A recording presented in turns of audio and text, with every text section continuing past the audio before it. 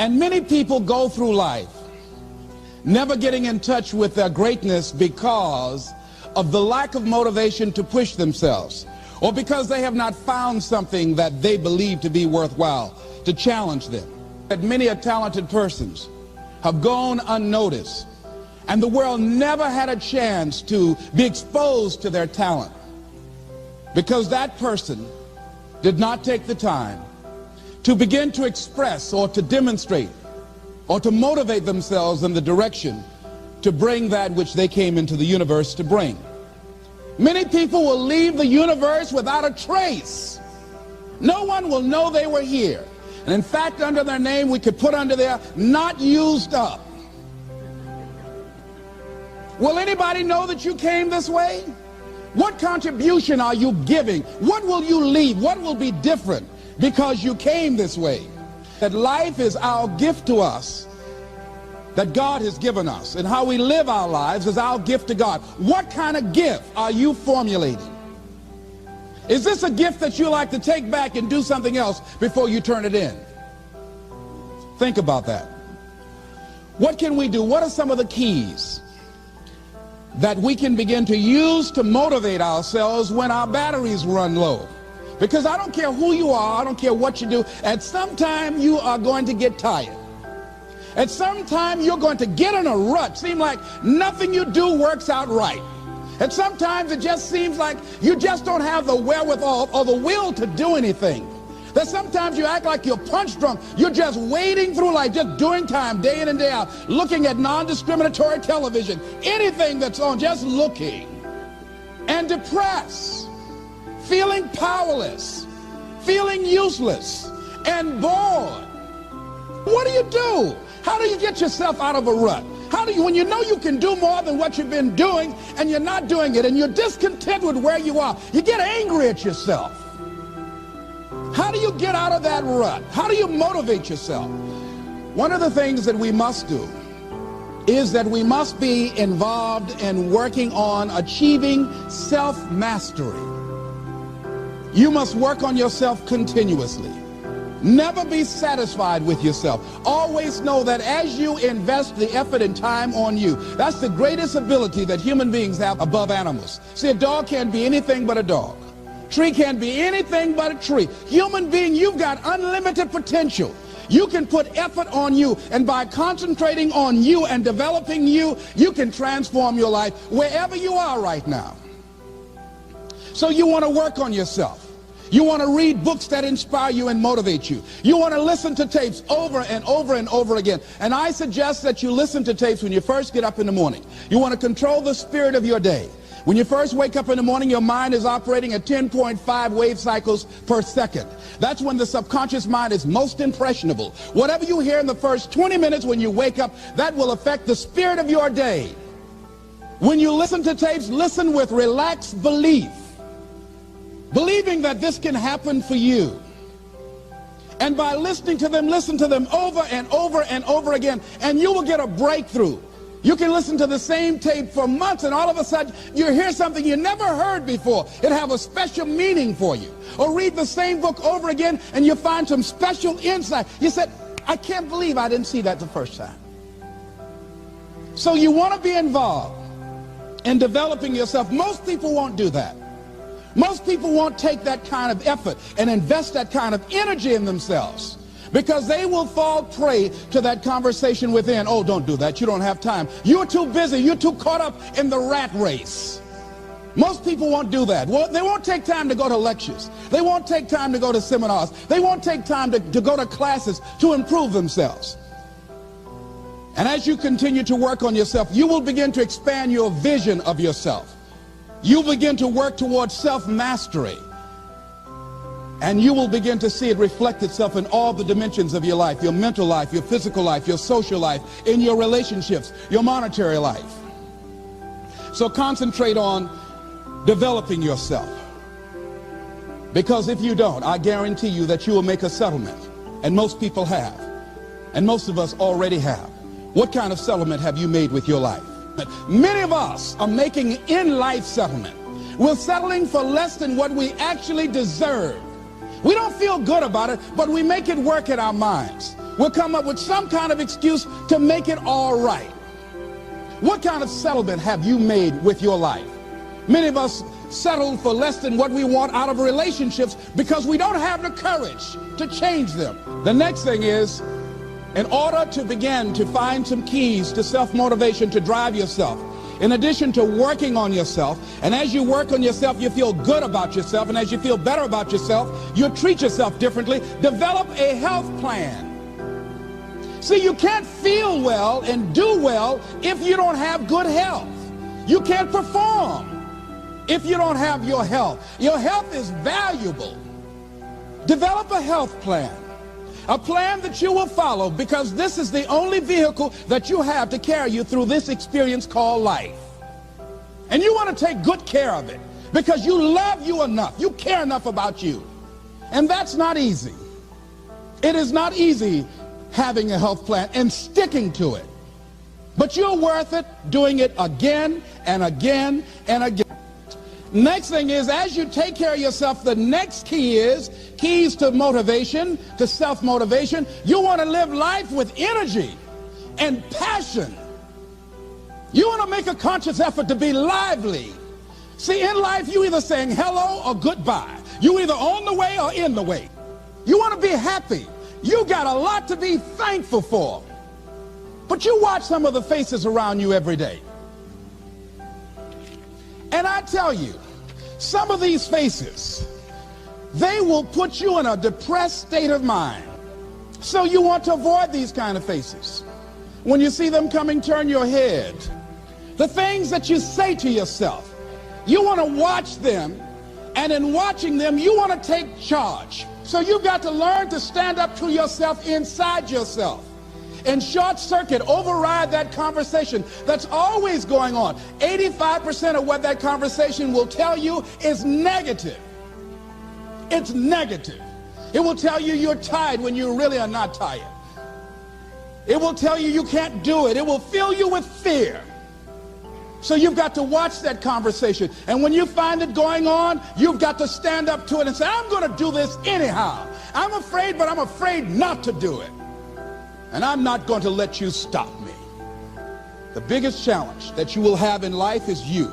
There's an old African proverb that says, if there's no enemy within, the enemy outside can do us no harm. The next thing that is a key to self-motivation is that you've got to ask yourself, what do I want out of life? What do you want out of life?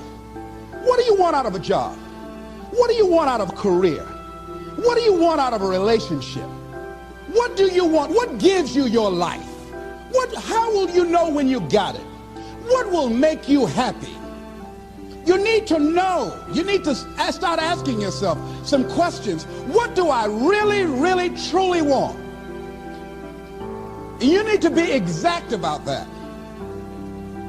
Don't be vague. Oh, I just want to be happy. That's too vague. What will make you happy? How will you know when you got it? Zero in on it. Be exact. Be specific. And as you do that, that will stimulate that superconscious mind, or the reticular activating system of your mind, that will begin to find those things, to identify with it. And once you begin to determine that which you want, take the time to write it down. Don't just think about it. Write it down. That is a subjective process that engages the subconscious mind. Write it down. Once you write it down, read it 3 times a day, morning, noon, and night. Why is that important? Because what it will do, it will cause you to focus. It will cause you to concentrate. When that other conversation is going on telling you what you cannot do, telling you all of the impossibilities and all of the obstacles, your concentrating will begin to create a larger vision within yourself, and you'll start looking for and seeing some new opportunities. You start creating some openings for yourself.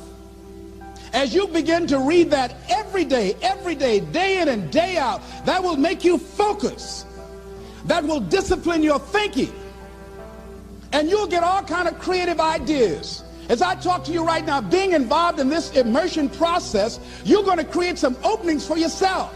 You're going to get some ideas. You're going to feel your adrenaline flowing, and you're going to think about something, some idea you had. You say, I want to go back and I'm going to look at that again from a different vantage point, not from the level of the problem of the obstacles that I encountered, but from a higher vantage point. Because what you will begin to see and to know as I talk to the higher consciousness within you, that you are powerful, that you are a miracle worker. And that inner conversation has conditioned you to believe that you are not.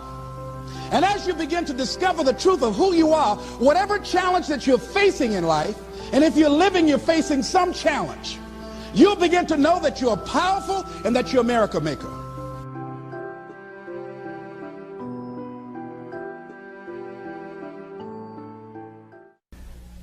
Let's look at how we can begin to keep our commitments. Remembering what Dr. Robert Anthony said about results. When you keep your commitments, you're able to produce some different kinds of results in your life. So how can we keep our commitments? And do we keep all commitments? No, we don't. You will not be at 100%. However, you will have a greater percentage rate of maintaining your commitments to yourself, whatever those things might be.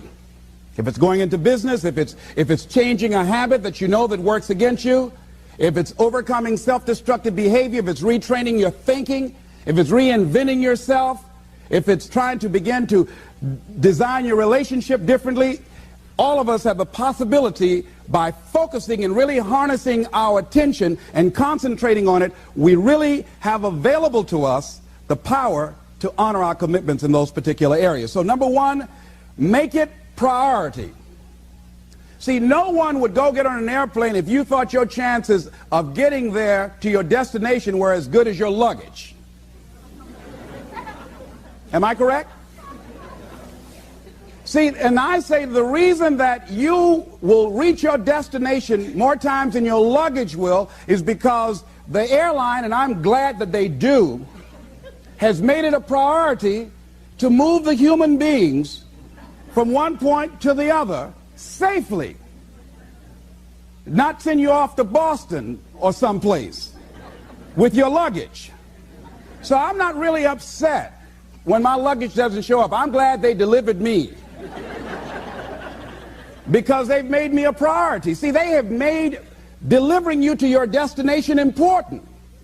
So if you want to honor your commitment, whatever you decide that you're going to do, make sure you make it important. Make sure it is priority. Keep it before you. The other thing is, whatever that you want to do, whatever you want to begin to create and beginning to manifest your greatness and strengthening your level of commitment, and it's really exercising your will. Find something that you want to do on your goal, one action step, but make sure it stretches you, that it challenges you, but it's doable, that you can do it. This year I decided that I was going to exercise. So I started out doing just 10 setups and 10 push-ups. I know I can do that and not get upset about it. I can do that without thinking. So I started out small. Now I'm up to 50, but if I try to do 50 starting out, I wouldn't still be doing it. So I started doing it in manageable segments. Do that, and that strengthens your will. So my commitment now is strengthened and fortified by the activity of actually doing it. So now I can expand and build from there. When I decided to begin to manage my money differently, and I started saving 5% of my money, then I increased it to 10%. Then to 15%. So now I have disciplined myself to live off 75% of my income. I took discipline to do that, but I started watching how I was spending my money. I started keeping a log and following myself. So you want to begin to find something that is manageable, that you know that you can do. The next thing in beginning to keep your commitments to yourself, have some friends that will hold you accountable, that won't let you off the hook, that won't tolerate anything less than the best from you. People that will support you in this new way of being, in this new state of consciousness. The other thing is that important is have a contingency plan. See, many times when you make a commitment to do something, there are some other variables that will happen that you can't control or you perhaps did not think about. So you want to have some other plans going on. You want to become creative. See, most people don't keep their commitments because when something goes wrong, they just stop. They don't have a contingency plan. So they don't know what to do next. Start being creative. If you challenge yourself, many times we say, I don't know what to do. And I always ask myself, but if you did know what to do, Les, what will it be? That activates another part of my mind. I start thinking about the possibilities and just experimenting. But many of us just stop dead in our tracks. I don't know what to do. You do know what to do. You've got genius in you. Challenge yourself. Push yourself. Make yourself come up with something. Use your imagination. And what you will find is that you know more than you realize that you know. That you're more creative and more resourceful than you realize that you are. And as you do that, the more you do it, the easier it will become. At first, it's going to be a struggle. And after you get into a certain level of consciousness, you will ask yourself, how is it that I didn't see this before? At the level that I'm managing my business now, they say consciousness is what we are. I literally look at myself and say, how is it that I didn't do this before? Why is it that I couldn't see this before? And the reason that I didn't see it before, because I didn't challenge myself. I didn't put myself out here. See, the reason that most of us go through life never discovering our true greatness, literally walking, breathing corpses, the uncommitted life isn't worth living. Why? Because it doesn't produce anything. See, you only make things happen. Your life only counts. You only make a difference when you are committed. When you make a commitment with your life. That's the people that make a commitment with their lives. The people that make a commitment to their customers. The people that make a commitment to their families, to their relationships, are the people that make the greatest impact in life. What is commitment? Commitment is the salesman who says, look here, I'm going to make $1,000 today and I'm not going home. You can turn the lights out. The janitors could be here running the vacuum cleaner. I'm not leaving here till I do it. I used to be a door-to-door salesman. I had X number of TVs. I had a minimum amount that I knew I had to sell every day in order to provide for my mother, who was ill at the time, who had lost her job at the M&M cafeteria because of arthritis. And I said, I'm going to go door to door, and sometimes I would not come home until 1 o'clock at night, knocking on people's door, people closing. What do you want? Would you like to buy a nice working month's television set, no money down? No. What about an Emerson TV? No. Thank you very much. Do you know anybody else that would be interested? No. Thank you very kindly. Knock on another. Hello.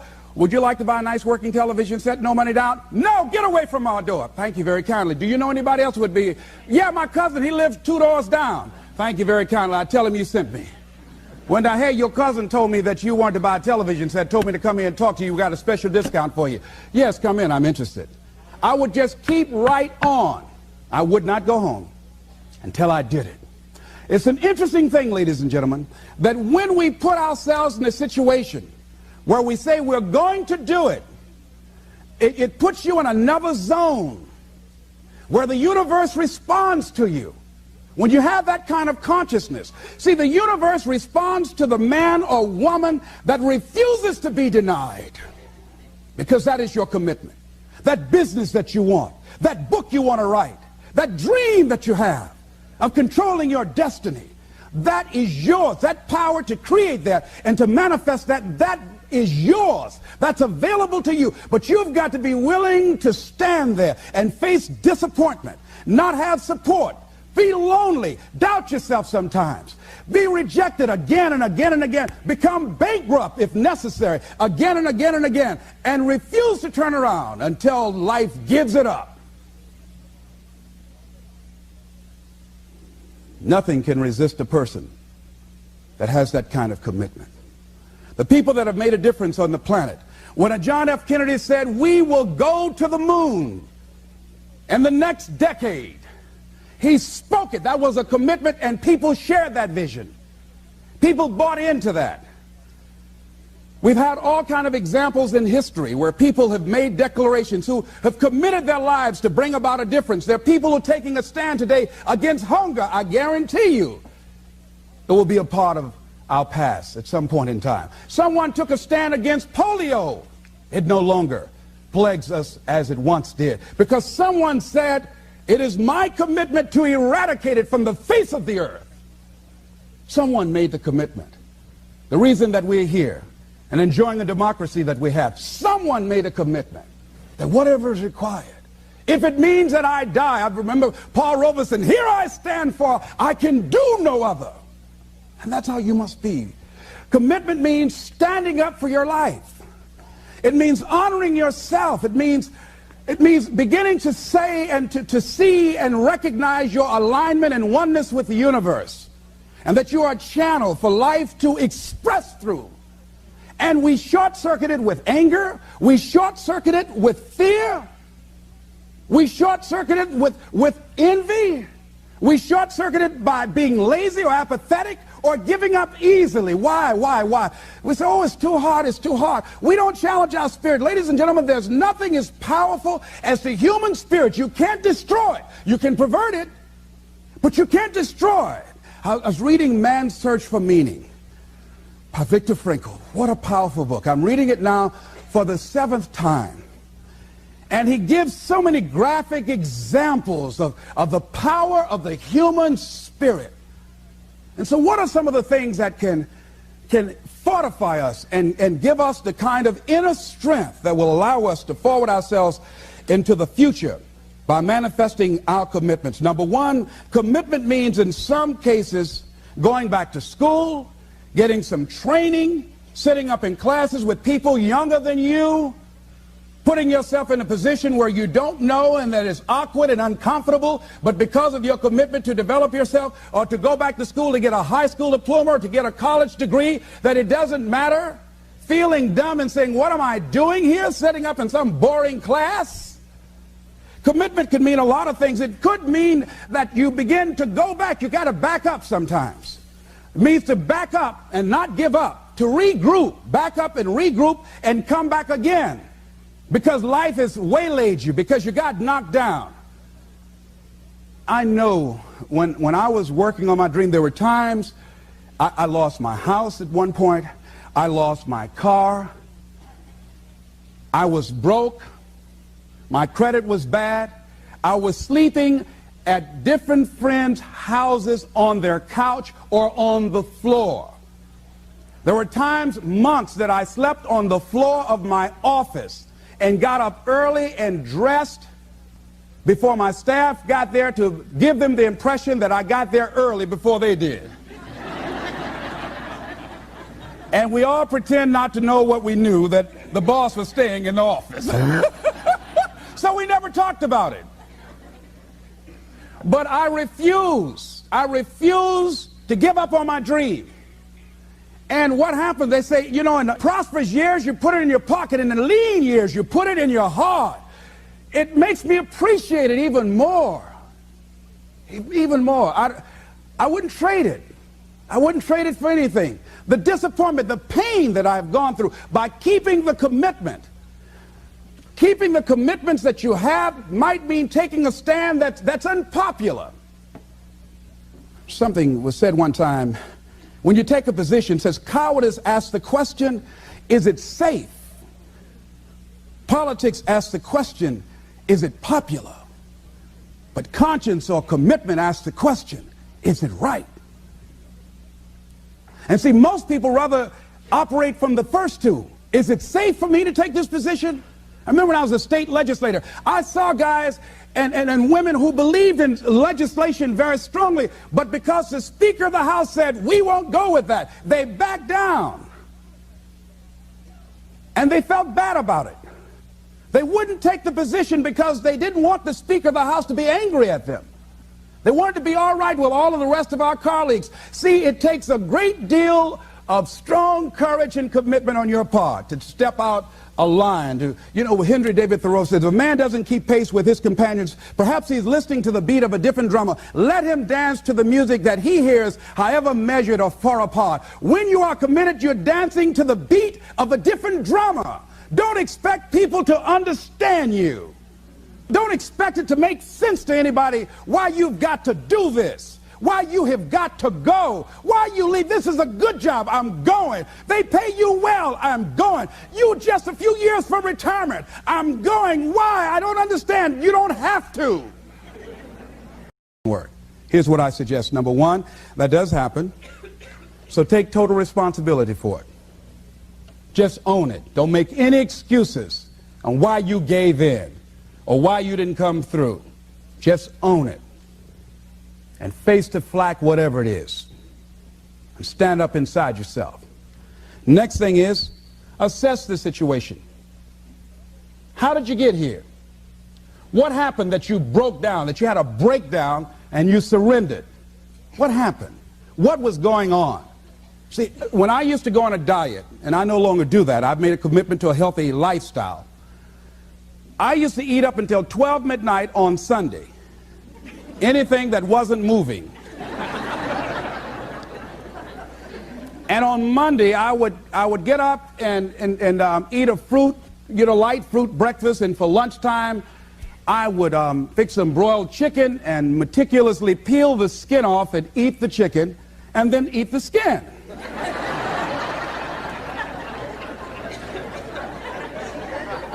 Do 5 setups, look in the mirror, and become discouraged because my stomach doesn't look like a washboard or one of the Avon Haley dances. And I say, what the use? And then I go to the refrigerator and eat food cold standing right there in the refrigerator. So when I evaluated where I broke down, I realized I can't have junk food in the house. So I changed my route. I stopped taking people to lunch or to dinner because I couldn't sit there and watch them eat. When I had to go someplace and speak and they were eating, I said, call me downstairs when it's time for me to speak, because if I sit at the table looking at them, the food's going to call my name. And I know this. So I had to begin to make sure that I wasn't putting myself in a position where I would give up on my commitment. Am I making sense to you? Yes. So I began to strategize around avoiding situations where I knew that I was going to become weak. Another thing I do when I don't keep my commitment, I either deny myself something or I do a trade-off. If a glazed donut takes advantage of me, then I require myself to do an extra 25 setups, or I walk for an extra 15 or 20 minutes because I got a hammerlock on my head and say, come on over here. So you might have to deny yourself something or do a trade-off. Do something that will offset it. The other thing is, start again. So what? You fell flat on your face. So what? Start again. Learn from the experience and start again. Don't count yourself out. Don't sentence yourself to a lifetime of being miserable, a lifetime of being broke, a lifetime of being unhealthy, a lifetime of being in a relationship that is no longer fulfilling to you. A lifetime of working on a job that does not bring you satisfaction, that's not giving you the creative urge that you need and that got to have in your life that stimulates you. Don't sentence yourself like that. You are a human being. Don't volunteer your life that way. Your life has too much value to the universe. You've got something to contribute. You've got something to give. And so what if you make a commitment and you're not able to do it like a pro? That you're not good as everybody else. Live in the moment. I like what this says. Look to this day, for it is life, the very life of life. In its brief course lie all the realities and verities of existence, the bliss of growth, the splendor of action, the glory of power. For yesterday is but a dream, and tomorrow is only a vision. But today well lived makes every yesterday a dream of happiness, and every tomorrow a vision of hope. Look well, therefore, to this day. See, if we just start enjoying where we are, if we make that kind of commitment to enjoy where we are, to experience the experience of life where we are, to do all we can right now where we are. Forget about the mistakes yesterday. Forget about all your failures yesterday. Forget about what you don't have. That's not important. Only thing that we have is right now.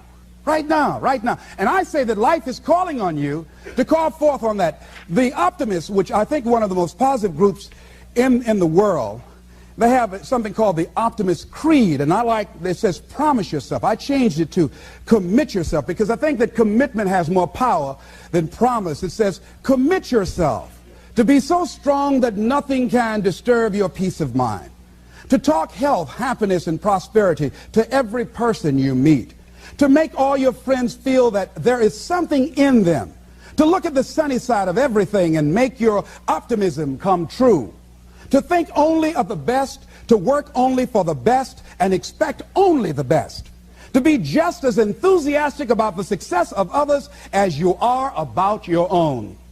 To forget the mistakes of the past and press on to the greater achievements of the future. To wear cheerful countenance at all times and give every living creature you meet a smile. To give so much time to the improvement of yourself that you have no time to criticize others. To be too large for worry, too noble for anger, too strong for fear, and too happy to permit the presence of trouble. Commit yourself to these things. Isn't that powerful? What a commitment to make with your life. Commit yourself to stretch, to get outside of your comfort zone and not be concerned about what people think about you, because they're thinking it anyhow.